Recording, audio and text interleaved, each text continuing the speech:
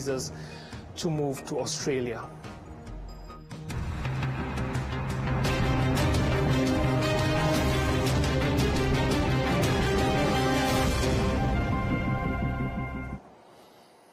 Now straight to the details. President Paul Kagame has emphasized that although Rwanda's 31-year journey since liberation has been marked by challenges, it has also brought about immense progress. This was reiterated during his conversation with the media that coincided with the celebration of the 31st anniversary of Rwanda's liberation. Adam Squizera with the details. The conversation focused on the 31 years of liberation, security, and the current global dynamics. It also provided a moment to reflect on the Rwanda's path from devastation of the 1994 genocide against Tutsi to its present-day achievements and future aspirations. President Kagame described the past 3 decades as a long and tough journey, but one that is enjoyable. For me, at a personal level, it's been a very tough but enjoyable journey, based on the fact that this is the best thing one can do, to be part of the many years of struggle to put things right for our country, for our people, for ourselves, all together. So it's 31 years is not really a long time, but depending on what has been happening in those 31 years,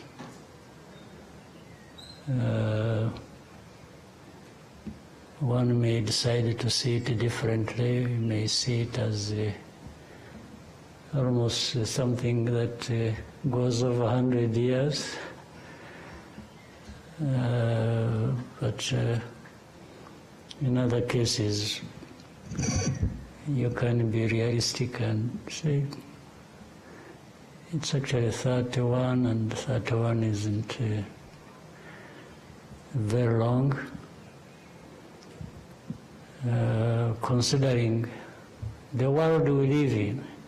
The head of state highlighted that this journey reflects the sacrifice made by countless heroes, some of whom paid the ultimate price. These individuals were driven by a profound commitment to give everything necessary for Rwanda.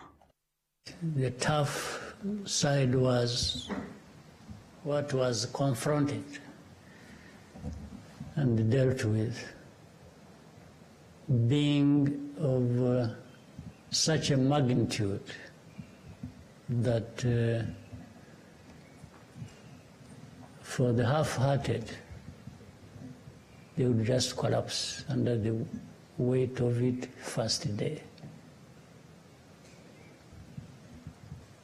But fortunately, we had many people who were up to the task and who were ready and able to give it all, because it meant everything to them. When something means everything to you, then you give everything to make sure it is in good hands.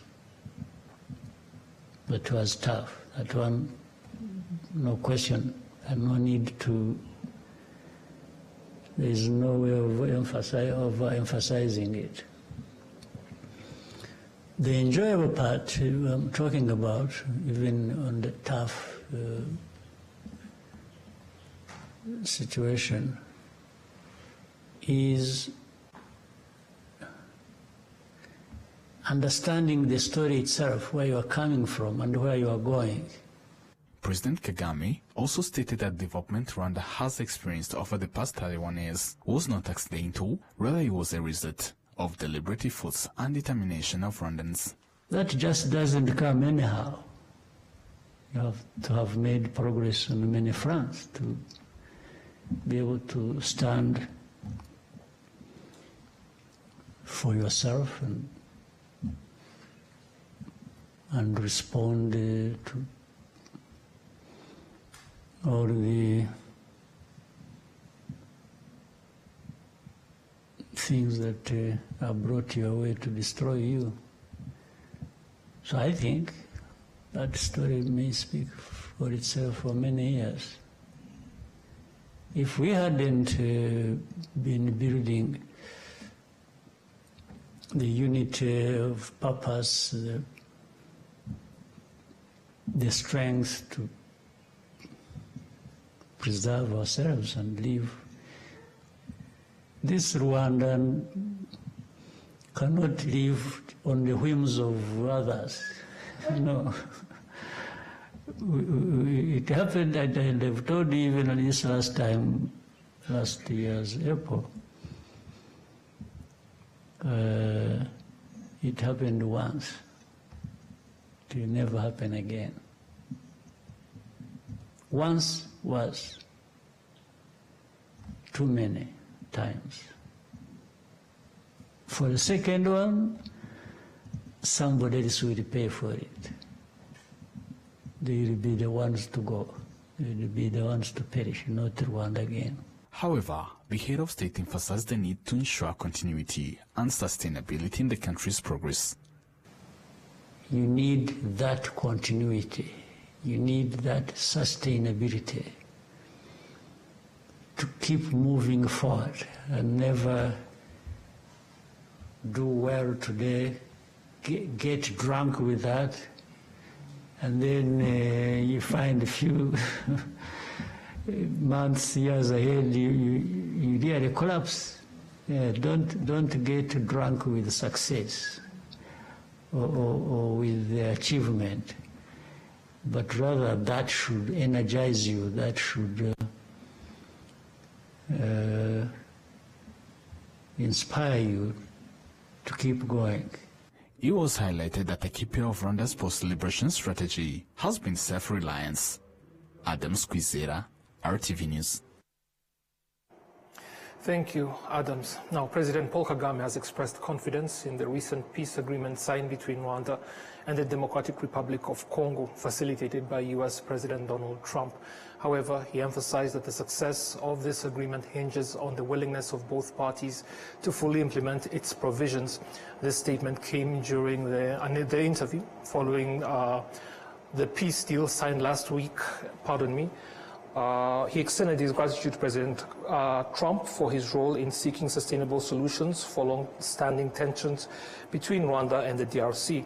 The president also drew attention to the contrasting approaches between the U.S.-led mediation and that of European nations and regional bodies, which he criticized for having overlooked the root causes, that is, of insecurity in the eastern DRC. For me, I think there is a chance that we may get somewhere with that. And why I asked the previous question, the other question about the previous handling, the different administrations handled this matter, it was like actually there was less caring for how to deal with this matter than we have now. Because for them, they will just be, M23, sanctions, Rwanda, and that's it. But how do you handle things like this and expect? I don't think they have even learned from history. His Excellency, the President noted that some of the very countries calling for sanctions against Rwanda are in fact complicit in the ongoing instability in the eastern DRC. He reiterated that addressing the security crisis requires a deep, honest examination of its origins, a process that he pointed out has long been ignored. Everybody knows where this conflict started from and by whom, and it is nothing to do with Rwanda. This M23, I have said it before, came from Uganda. They did not come from here. Why was it not made Uganda's problem? Are these things I'm talking about new to you? You don't know them? But the story goes out there, it's every day, Rwanda, M23, Rwanda.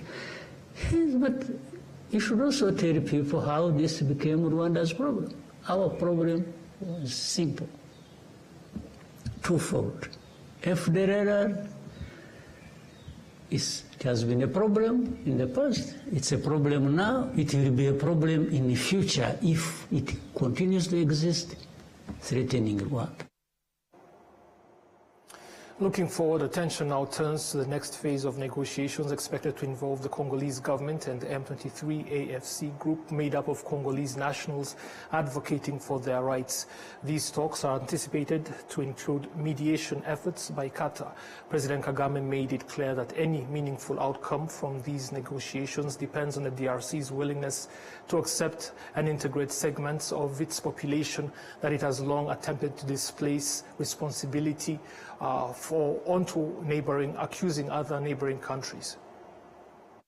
Equally important, there is another deal ongoing that concerns the internal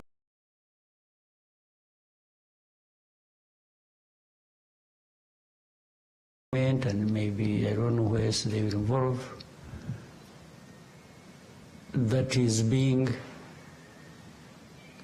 discussed and brokered in and by Qatar, the state of Qatar. You remember the story when I met with President Tshisekedi in Qatar, in Doha, and it originates from there. So these are two sides of really the same coin. So internal matters, so that, and the reason was to avoid the confusion that had been created over years and which nobody was addressing. Congo was always trying to make this problem only a problem between Rwanda and DRC. But there is a bigger component that is DRC's problem, not anything to do with Rwanda. His Excellency, the President concluded on that issue by affirming that Rwanda's security is non-negotiable and that the country's sovereignty is not dependent on the will or validation of external actors. Now, President Paul Kagame is calling on the Rwandan society to work together in providing proper upbringing that enables the youth to become a true driving force of the nation. He made the call during the press conference. Now, the national census on population and housing shows that youth make up to 65% of Rwanda's population, positioning them as a major strength of the country. During the press briefing, President Kagame once again gave guidance to the youth and to Rwandan society in general, urging a collective stand against behaviors that could damage the future of young people. Another topic the President addressed that concerns young people is the area of sports. Although Rwanda is investing in developing the sports sector through infrastructure and supportive policies, President Kagame noted that there are still setbacks due to the attitudes and conduct of some individuals within the sector. Rwanda is committed to heavily investing in the sports sector as one of the avenues to attract visitors, to bring in more revenue and raise the country's international profile. Now, at the ongoing World Expo 2025 in Osaka, Japan, Rwanda celebrated its National Day, which coincided with the 31st anniversary of Liberation Day. The event highlighted Rwanda's journey to recovery and development, as well as the strengthening bilateral relationship between Rwanda and Japan, now over 60 years strong. Representing the Japanese government and speaking through a translator, Mr. Shigeki Watanabe, the deputy governor of Osaka Prefecture, expressed Japan's solidarity with Rwanda in celebrating 31 years of liberation and reaffirmed Japan's commitment to deepening its partnership with Rwanda in various areas of development. This year marks the 31st anniversary of the liberation from the genocide in Rwanda. On May 8th, a commemorative gathering marking the 31st anniversary of the remembrance was held at this National Day Hall, and I myself participated in the event as government representative. While commemorating the victims and bereaved family of this past tragedy, we express our respect for Rwanda's steady recovery and development, built upon the peace achieved through efforts toward national reconciliation. In his remarks, Rwanda's Minister of Trade and Industry, Prudence Sebahizi, emphasized how much Rwanda has achieved over the past 31 years, but noted that the country's development journey is ongoing. Africa continues to integrate through the African Continental Free Trade Area, AfCFTA. Rwanda positions itself as a gateway for investment and partnership on the continent. We offer a predictable investor-friendly environment and a strong governance framework, and a young, dynamic population ready to lead change. Today, we invite you not only to celebrate with us, but to collaborate with us. Whether through trade, tourism, technology, or cultural exchange, Rwanda is open to the world. Now, Rwanda's participation in the Expo is not just about showcasing past achievements, but also learning from others as part which displays the country's impressive advancements in technology and innovation. In turn, Rwanda's pavilion presented key aspects of the nation's identity and economic focus, highlighting its growing tourism industry, investor-friendly climate, and rich cultural heritage. The celebration in Osaka served as both a commemoration of Rwanda's transformation and a bridge for greater collaboration between Rwanda and Japan in the years ahead.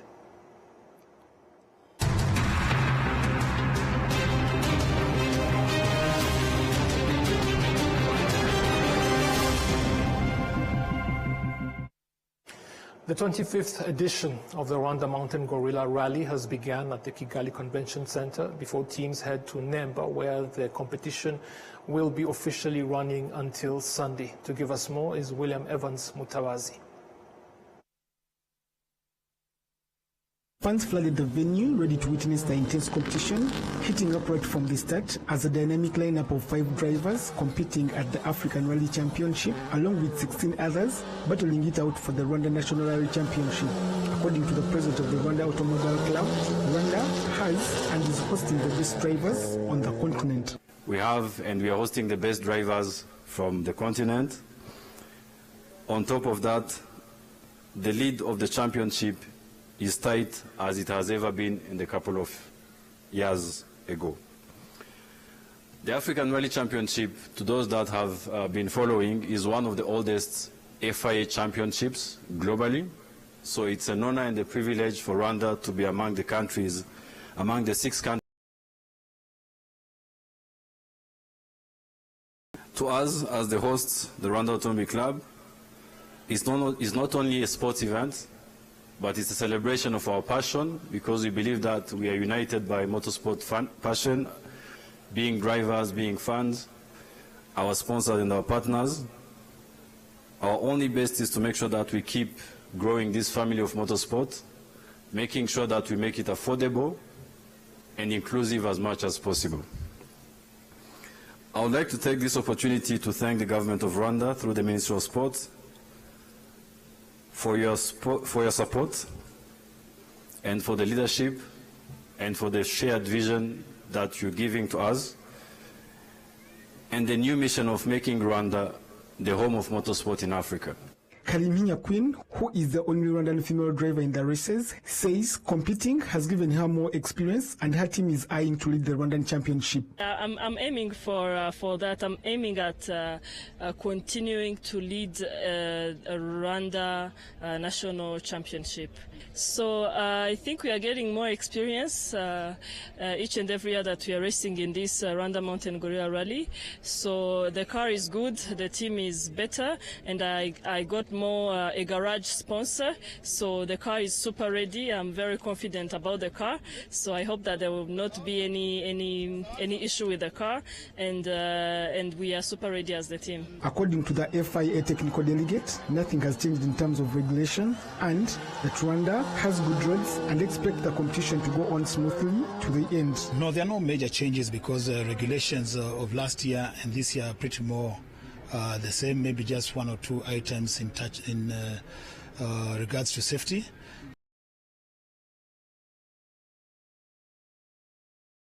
The rules are still the same. Rally drivers are prepared for any weather conditions, and I've been on the routes for several years. You have very good roads. I think we are safe. I don't see the weather playing any negative factor. The 2025 edition of this competition is going to be a tough one because Ugandan driver Yasin Nassa is now leading the rankings with 63 points, 27 points clear of Patel Karan, who and now is ranking number 6 on the African Rally Championship 2025 classification. William Evans, RwandaTV News. Thank you, William. Now, Rwandan youths have been called upon to find their identity, and that is their role in the country's journey of nation building. This was during the 100 Most Notable African Leadership and Business Summit 2025. So we had our fathers, uncles, and brothers, sisters, mothers fight for us. And today we might not really be in the wall of guns, but we're in the wall of building our country. We're in the wall of getting Rwanda on its own narrative. It's very important for young people to understand this and then ask ourselves, what is my role to the journey of building the country? Africa in general, even Rwanda as well, the biggest population is young people. So if you don't hire them, if you don't give them opportunity, who are you hiring anyway, right? So it's very important to understand that we need to bring these people on our journey, on our growth journey, right? Give them jobs, challenge them, give them much higher jobs, and also understand they're in the learning journey. So help them to learn, help them to grow, but don't just dismiss them. And also understand that they're young, they have different motivation. So because of that particular different motivations, then they need to be heard as well. So it's not just about commending them or giving them opportunity, it's also listening to them, understand what they have that you don't have. During the event that aims to foster dialogue and collaboration among influential African leaders, entrepreneurs and investors to drive economic development, the Acting High Commissioner of Nigeria to Rwanda, Ambassador Ibrahim Zana, emphasized that Rwanda and Nigeria's relationship is a clear demonstration of what is possible when two countries with shared values and aspirations work together. As Nigeria's representative here in Rwanda, I can confidently say that Nigeria's partnership with the Republic of Rwanda represents a real symbol of what is possible when two countries with shared values and aspirations work hand in hand. The relationship between Nigeria and Rwanda is not merely one of diplomatic convenience. Just some days ago, our two countries signed a double taxation avoidance agreement to encourage investment flows, boost private sector participation, and deepen our ties. This is a major step towards stronger economic cooperation between our two countries.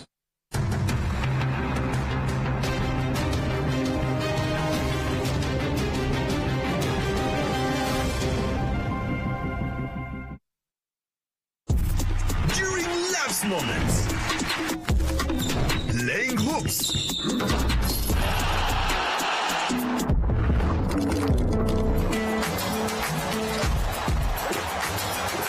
Giving away.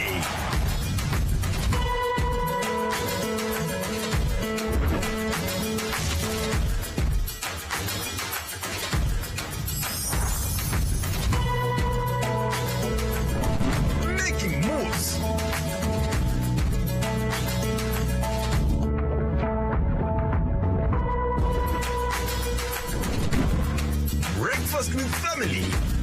Inyanje is always there. Whatever the occasion, whatever the moment, always ask for Inyanje. Nyiri muto arababwiraga data bati ntabwo wagira umukamo mwinshi utunze inka imwe, ariko nigeze acika intege. Mama akinjira mu bucuruzi hari abamubwiraga bati ntabwo watera imbere udakorera mu iduka rigezweho, ariko ntibyamusubije inyuma, yakoranaga umwete. Njya muri kaminuza hari abanshidikanyagaho bavuga ko ntashobora kaminuza naturuka mu muryango wifashije, ariko byarangiye nanditse amateka mashya. Igihe cyo gutera ishema umuryango wanjye kigeze, bamwe bakomeje kumbwira bati ntabwo watera umuryango wawe ibyishimo n'ishema, ariko narabishoboye. Hari abakekaga ko nasigira umurage ukomeye abankomokaho, ariko ubu mfite uruganda rutunganya amata. Banki ya Kigali yabaye umufatanyabikorwa wanjye mu rugendo rwose, inzozi zanjye ziba impamo. Bigereho. Muyobozi wa sosiyete, turakwibutsa ko buri sosiyete isabwa n'itegeko kubika ibitabo bya sosiyete ndetse no gushyikiriza RDB amakuru abikubiyemo.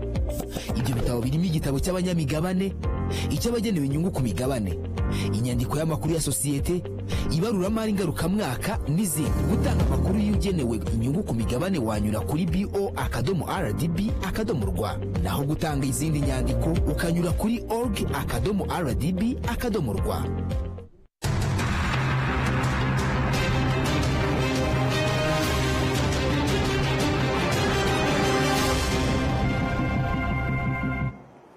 Welcome back. Now a look at international news. A small Pacific island nation is facing an uncertain future, with at least 1/3 of its residents seeking visas to move to Australia. In a world-first climate migration treaty, Australia is granting the residents of Tuvalu permanent residency.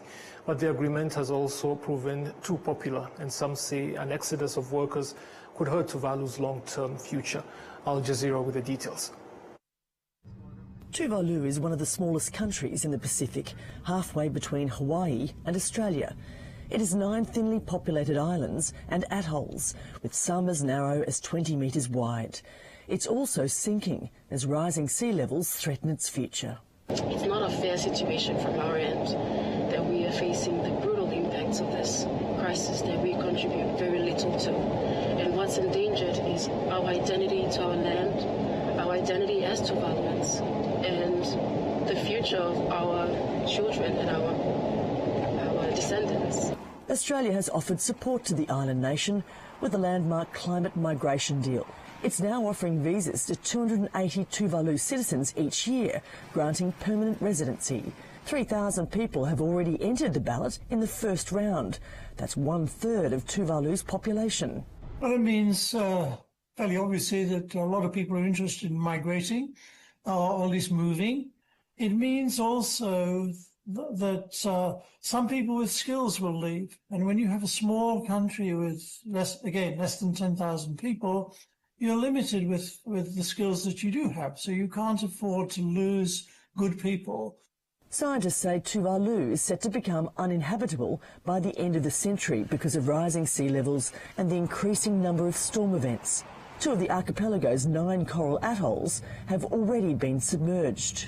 Tuvalu's seen twice the global average of sea level rise up till now, and part of that's because of the way the Pacific Ocean circulation works and the way the winds are set up there.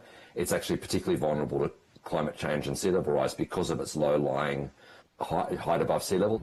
This visa deal being offered by Australia is a landmark response to the threat of climate change. But Tuvalu isn't the only Pacific island facing the threat of climate-related displacement. Kiribati, another nation in the Pacific, is putting together a plan to adapt, and that includes opportunities to migrate abroad. The Australian visa deal is open to the residents of Tuvalu until the middle of July. It's expected many more will apply. Sarah Clark, Al Jazeera, Brisbane. Now, before we conclude this edition, another look at the headlines. Rwandans have marked 31 years since the country's liberation struggle ended in success. Participants at the ongoing World Expo 2025 in Japan have observed a day dedicated to highlighting Rwanda's achievements since 1994. And as we just saw, a small Pacific island nation is facing an uncertain future due to climate change, with at least 1/3 of its residents seeking visas to move to Australia.